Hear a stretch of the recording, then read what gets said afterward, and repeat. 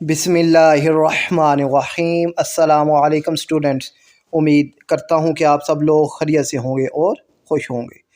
तो बच्चों, model paper में जो एमसीक्यूज़ हैं तो वो आज की इस वीडियो में उनका जवाब आपको बताया जाएगा।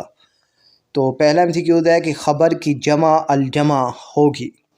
तो ख़बर की जमा अखबार और अखबार की जमा अखबारात है। तो दाल ऑप्शन यहाँ पर आपका दुरुस्त होगा, ठीक है ना। जमा के लिए अब एक होता है आपके पास जमाए मिक्सर, ठीक है, जिसमें वाहिद की सारी शक्ल बदल जाती है। वाहिद की सारी शक्ल बदल जाती है, जैसे तस्वीर से तस्वीर, ठीक है ना। तो तस्वीर से तस्वीर, अब देखें तो तस्वीर से तस्वीर, वाहिद की सारी शक्ल बदल गई है।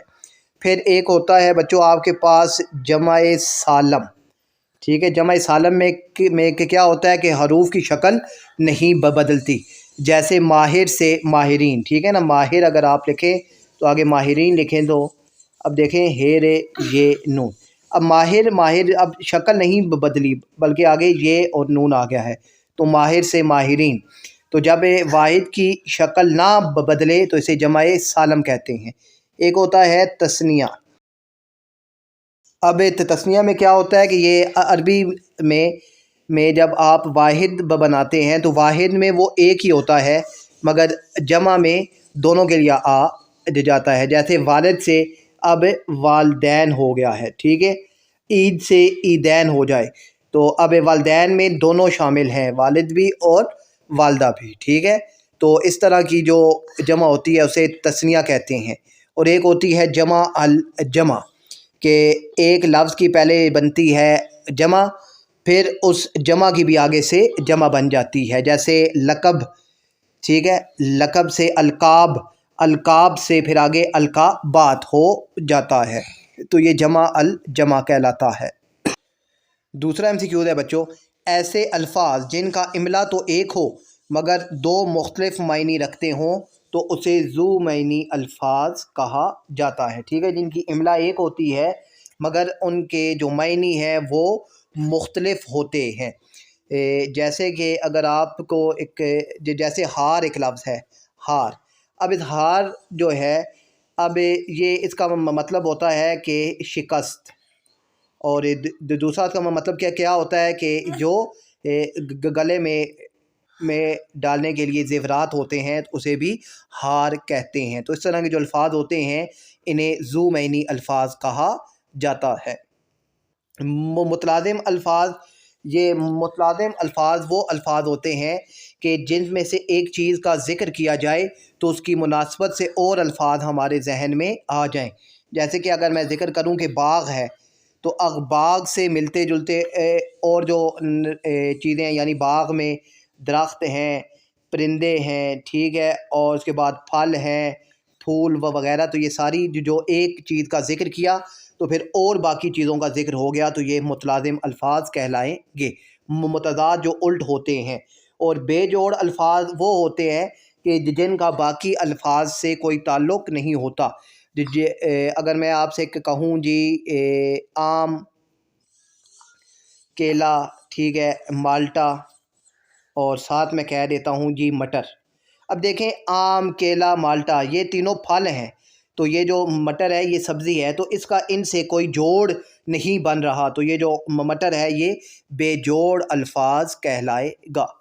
और थर्ड है बच्चों, द झैल में से मुतरादिफ अल्फाज की जोड़ी लिखें। मुतरादिफ यानी वो अल्फाज जिनके मायने एक जैसे हों, जैसे सुबह और सहर, ठीक है। सुबह और सहर ये इन दोनों का मतलब एक ही है। फोर्थ है बच्चों, ख़त्म और रुसल कवायद की रूह से क्या है। तो अब ख़त्म और रुसल, अब देखें, अब ख़त अगर मीम के नीचे आ जाता है ज़ेर, तो ऐसे अल्फाज जो ज़ेर और बड़ी ये लगाने से बनते हैं, यानी दो लफ्ज़ मिलकर एक नया लफ्ज़ जब बनाते हैं तो उसे तरकीब लफ्ज़ी कहते हैं, उसे तरकीब लफ्ज़ी کہ کہ دو لفظ مل کر جب ایک نیو لفظ بناتے ہیں تو اسے ترکیب لفظی کہتے ہیں۔ اور ذو معنی الفاظ یہ آپ کو معلوم ہے۔ متشابہ لفظ، متشابہ الفاظ وہ الفاظ ہوتے ہیں جو بولنے میں ایک جیسے ہوتے ہیں مگر ان کی املا اور معنی جو ہیں وہ تھوڑے سے مختلف ہوتے ہیں۔ جیسے کہ میں ایک لفظ لکھوں عرض، اور ایک یہ بھی ہے عرض، ٹھیک ہے، بولنے میں دونوں ایک جیسے ہیں۔ اس عرض کا مطلب ہے گزارش اور اس عرض کا مطلب ہوتا ہے زمین، ٹھیک ہے۔ ایک اور لفظ آ رہا ہے میرے ذہن میں، جیسے عام، ٹھیک ہے، اس کا مطلب ہوتا ہے معمولی، اور ایک ہوتا ہے عام جس کا مطلب ہوتا ہے پھل، ٹھیک ہے۔ تو یہ جو الفاظ ہوتے ہیں یہ متشابہ الفاظ ہوتے ہیں، اور متلازم الفاظ یہ میں نے پہلے آپ کو بتا دیا ہے۔ پانچواں ہے دو یا دو سے زیادہ الفاظ کا مجموعہ جو پڑھنے والے پر اپنا مکمل مفہوم ادا کرے کہلاتا ہے۔ جن کا مکمل مفہوم سمجھ، یعنی سننے والے کو پوری بات سمجھ آ جائے، پورا مطلب سمجھ آ جائے، پورا فائدہ حاصل ہو جائے تو اسے مرکب تام کہتے ہیں، اور سننے والے کو پوری بات سمجھ نہ آئے تو اسے مرکب ناقص کہتے ہیں، ٹھیک ہے۔ اور مرکب عطفی یہ وہ الفاظ ہوتے ہیں جو حروف عطف واو اور کے ذریعے جملوں کو آپس میں جوڑتے ہیں، واو اور کے لیے، جیسے ہم اور تم، ٹھیک ہے، صبح و شام۔ تو یہ جو الفاظ ہوتے ہیں یہ مرکب عطفی کے کہلاتے ہیں، جو حروف عطف واو اور ہوتے ہیں۔ پھر اس کے بعد ہے جی مرکب توصیفی۔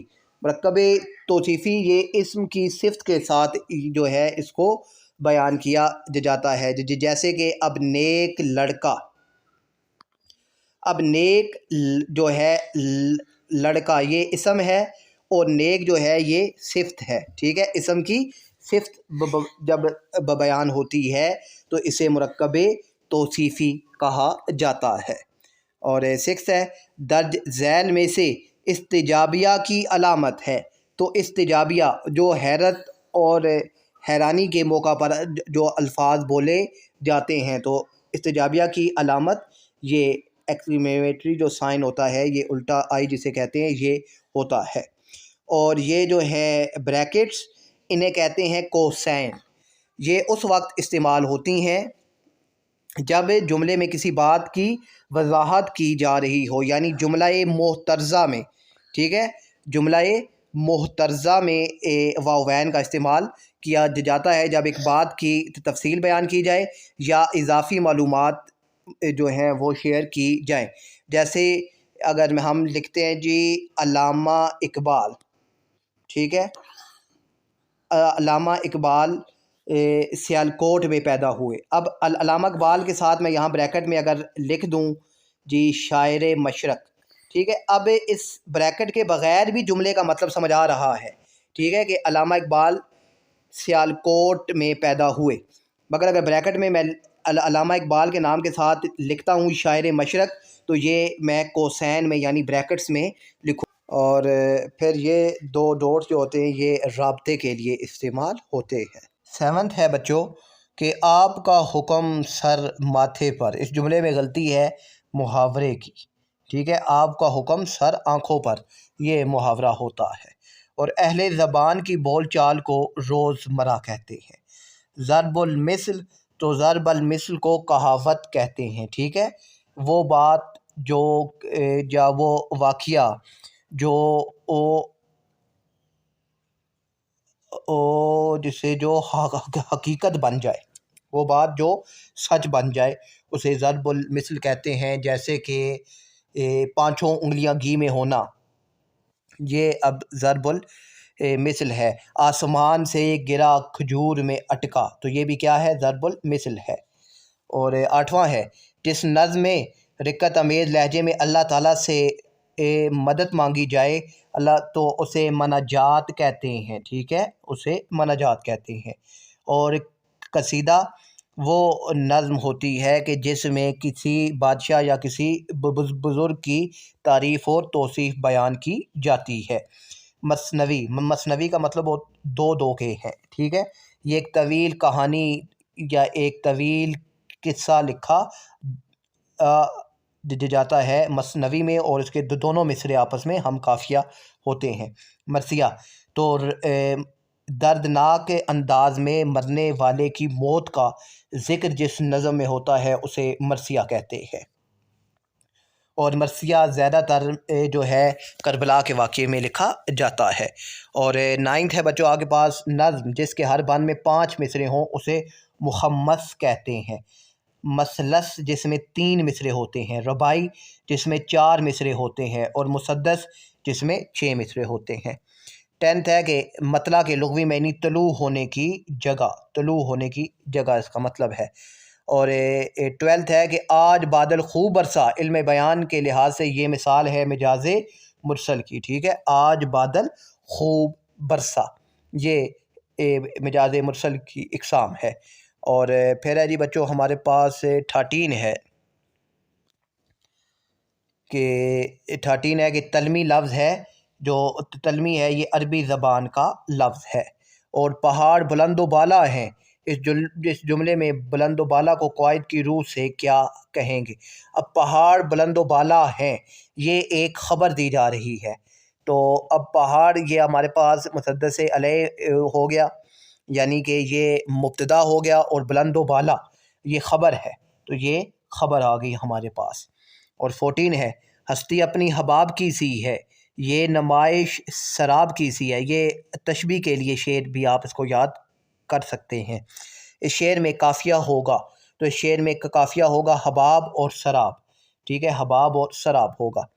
اور آدمی آدمی سے ملتا ہے، دل مگر کم کسی سے ملتا ہے، یہ شعر مثال ہے۔ تو آدمی آدمی یہاں پر صنعت تکرار استعمال ہو رہی ہے، تو یہ صنعت تکرار ہے، ٹھیک ہے۔